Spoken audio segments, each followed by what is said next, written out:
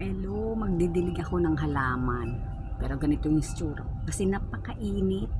Baliktad po yung damit ko. Oh, di ba? Dumidilig ang amo ko ng gabi. Tapos sa umaga dinidiligyan ko rin. Kasi kailangan 2 beses siyang diligan sa maghapon. Kasi mamamatay sa sobrang init. Ngayon feeling mo 52 or 55 C na ang init ngayon sa labas. Yeah. Ang tubig mainit din.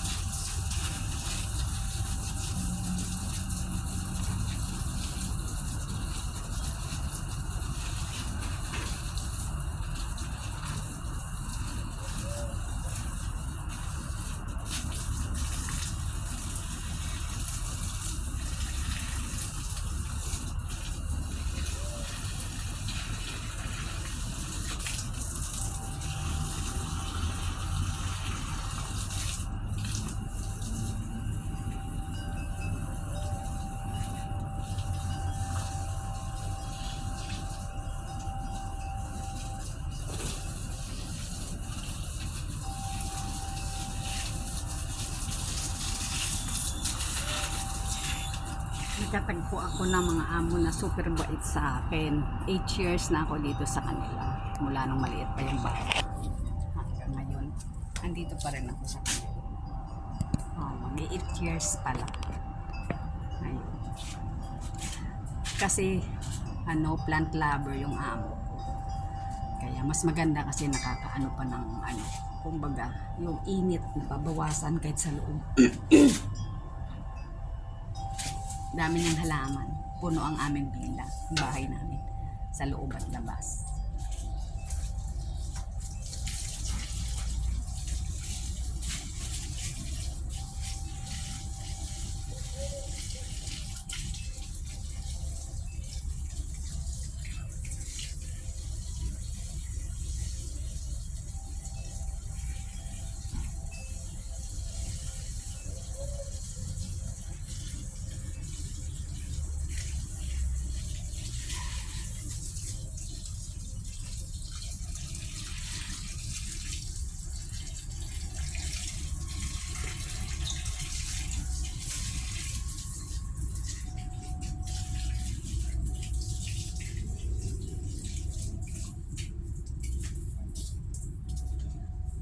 Marami kaming halaman, napakaganda ng aming halaman sa bakuran. Kaya ayun, ako yung nagdililig sa umaga, yung boss ko naman sa araw. Ayan, di ba? May background. Ay, ako pala sa umaga. Yung boss ko naman sa gabi.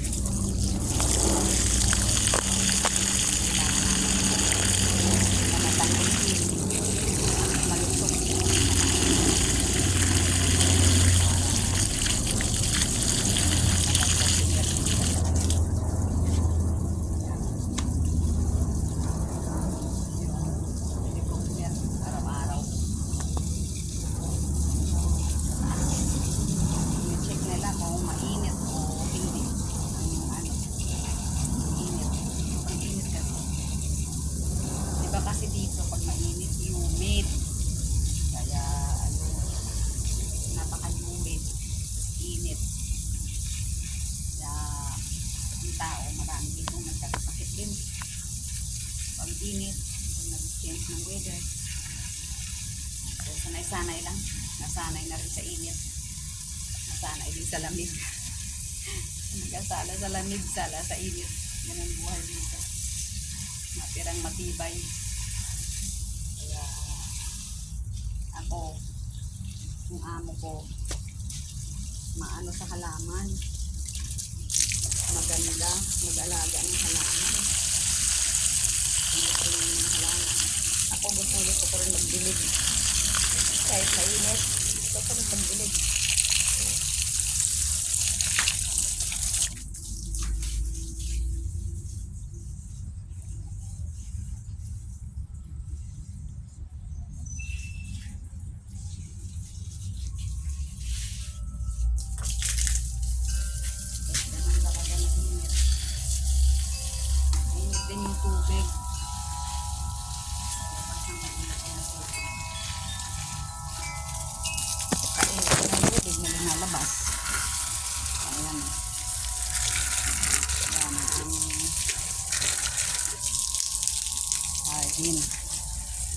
Hanggang sa labas yan. So, sige, bukas ulit. Salamat. Kung nagustuhan nyo ang aking video, please follow me. Please subscribe my channel to support me. Please. Good morning everyone. Kasi nag-start pa lang ako.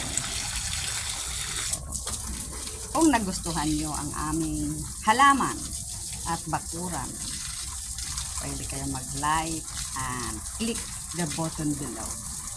Thank you.